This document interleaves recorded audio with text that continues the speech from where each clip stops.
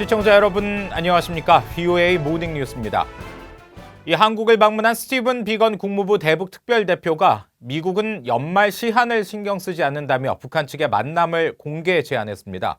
동시에 도발은 한반도 평화 구축에 도움이 안 된다면서 경고의 메시지도 전했습니다. 첫 소식 함지하 기자가 보도합니다. 스티븐 비건 국무부 대북 특별대표는 16일 한국 외교부에서 미한 북핵 수석대표 회동을 마친 뒤 회견을 열고 북한 측에 공개 만남을 제안했습니다. Therefore, here today, let me speak directly to our counterparts in North Korea. It is time for us to do our jobs. Let's get this done. We are here, and you know how to reach us. 미국은 협상에서 창의적인 방안과 유연성을 보일 수 있으며 균형 잡힌 합의를 추구한다는 입장도 거듭 상기시켰습니다. 또 모두 만족할 수 있는 합의가 가능할 것으로 확신한다며 미국에는 목표만 있을 뿐 협상 시한이 없다는 점도 강조했습니다. On this point, let me be absolutely clear. The United States does not have a deadline. We have a goal to fulfill the commitments the two leaders made during their historic summit meeting in Singapore. 북한의 미국 비난 발언과 무력 시위에 대해 유감과 경고 메시지도 전했습니다. 최근 내놓은 담화들은 적대적이고 부정적이며 불필요하며 그동안 서로가 협의한 내용이나 정신을 반영하지 않는다는 겁니다. 또 도발은 한반도 평화 구축에 도움이 되지 않는다고 경고했습니다. We are fully aware of the strong potential for North Korea to conduct a major provocation in the days ahead. To say the least, such an action will be most unhelpful in achieving a lasting peace on the Korean Peninsula. 비건 대표는 이후 문재인 대통령을 예방하고 정의용 국가안보실장을 만난 데 이어 평택 주한미군 사령부를 방문했습니다. 비건 대표는 17일 오후 일본으로 이동할 예정이지만 북한이 대화 제의에 응할 경우 판문점에서 만남이 이뤄질 가능성도 있습니다. 하지만 북한은 아직 반응을 보이지 않고 있습니다. VOA 뉴스 함지하입니다. 미국 국무부는 북한의 추가 중대 시험 발표에 대해 영내 동맹국들과 함께 상황을 주시하고 있음을 밝혔습니다. 국무부 대변인실 관계자는 14일 VOA에 우리는 북한의 시험 관련 보도를 봤으며 동맹국인 한국, 일본과 긴밀히 조율하고 있다고 말했습니다. 앞서 북한 박정천 조선인민군 총참모장은 이날 담화를 통해 최근 국방과학원이 중대한 의미를 가지는 시험들을 연이어 성공하면서 국방력 강화에 거대한 성과를 이룩했다고 밝혔습니다. 그러면서 이런 성과는 미국의 핵 위협을 제압하기 위한 전략무기 개발에 적용될 것이라고 말했습니다. 내년도 주한미군 방위비 분담금 규모를 정하기 위한 제11차 미한 방위 분담금 특별협정 FCMA 체결을 위한 5차 회의가 17일부터 서울에서 열립니다. 이틀 일정으로 열리는 이번 회의는 이달 초 미국 워싱턴에서 4차 회의가 열린 지 약 2주 만에 열리는 것으로 양측이 추가 일정을 잡지 못할 경우 올해 마지막 회의가 될 가능성이 있습니다. 미국은 올해 방위비 분담금 1조 389억 원의 5배가 넘는 약 50억 달러를 요구하고 있으며 한국 측은 기존 SMA 틀을 지켜야 한다는 입장을 유지하고 있는 것으로 알려졌습니다. 앞서 도널드 트럼프 대통령은 한국의 방위비 분담금과 관련해 미국은 한국을 보호하기 위해 많은 돈을 사용하고 있으며 한국이 분담금을 상당히 더 많이 내는 것이 공정하다고 생각한다고 말했습니다. 이 북한이 대외용 방송을 통해 한국 정부가 한반도 비핵화와 평화를 외세에 구걸하고 있다면서 원색적인 비난을 했습니다. 미국은 물론 중국까지 포함시킨 한국 외교 정책에 대한 비난인데 남북 관계를 미북 관계 하위 개념으로 두려는 의도 등으로 분석됐습니다. 서울에서 한상미 기자가 전해왔습니다. 북한의 대외용 라디오 평양방송은 스티븐 비건 미 국무부 대북 특별대표가 방한한 15일 한국 정부의 외교 정책에 대해 외세 의존 행보라고 주장하면서 멍텅구리 짓이라는 원색적인 비난을 했습니다. 한국 문재인 대통령을 직접 언급하진 않았지만 남조선의 현 당국자라고 낮춰 부르면서 올해 남북관계 개선과 평화를 구걸하고 다녔지만 한반도 정세는 더 악화됐다고 주장했습니다. 문 대통령이 지난 5일 왕이 중국 외교부장 면담 때 중국 정부의 긍정적 역할에 감사드린다고 한 발언을 구걸로 지난 7일 미한 정상 간 전화통화는 쑥덕 공론이라고 비하했습니다. 북한의 이 같은 비난은 기본적으로 남북관계를 미북관계의 하위 구조로 보는 것이라는 분석이 나옵니다.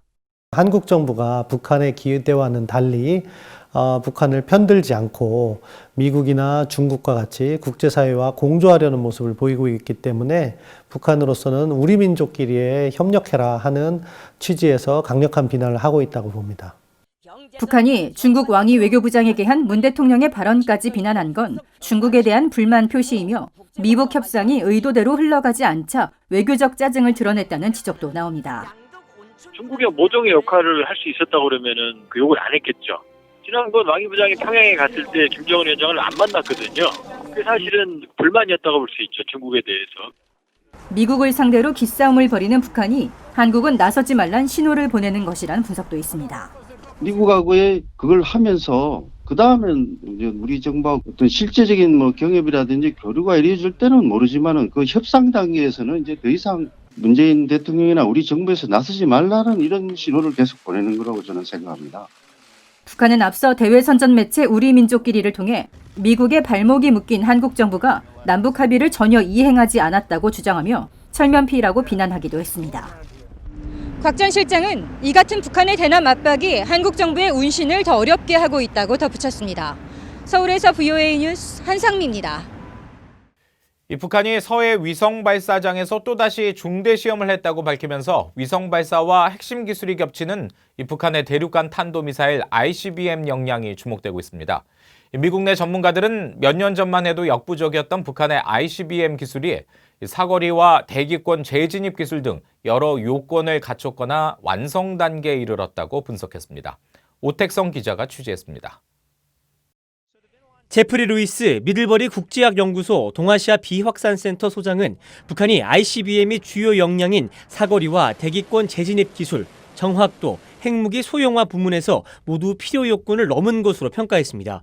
특히 크기가 커진 화성 15형은 핵탄두를 탑재하고 미 전역 어디로든 충분히 비행할 수 있다고 덧붙였습니다. Yes, the Hwasong 15, well actually the Hwasong 14, which was tested in the summer of 2017, could reach much of the United States. And the Hwasong 15 is large enough that it could deliver a nuclear weapon anywhere in the United States. 하버드 스미소니언 천체 물리학센터의 조너선 맥도웰 박사도 북한 미사일 사거리만큼은 이미 미국 본토를 충분히 겨냥할 수 있는 ICBM 영역인 것으로 진단했습니다. 표적을 정확히 맞출 수 있는지는 불분명하지만 미국 어느 지역이든 타격할 수 있는 능력은 충분히 위협이 된다는 겁니다. I think that it almost doesn't matter in that even if it doesn't hit a city, North Korean missile hitting anywhere in the US is enough of a threat. 북한은 이미 ICBM의 대기권 재진입 기술을 갖췄을 것이라는 분석도 나옵니다. They went from an IRBM that could re-enter the Earth's atmosphere to an ICBM that could do so.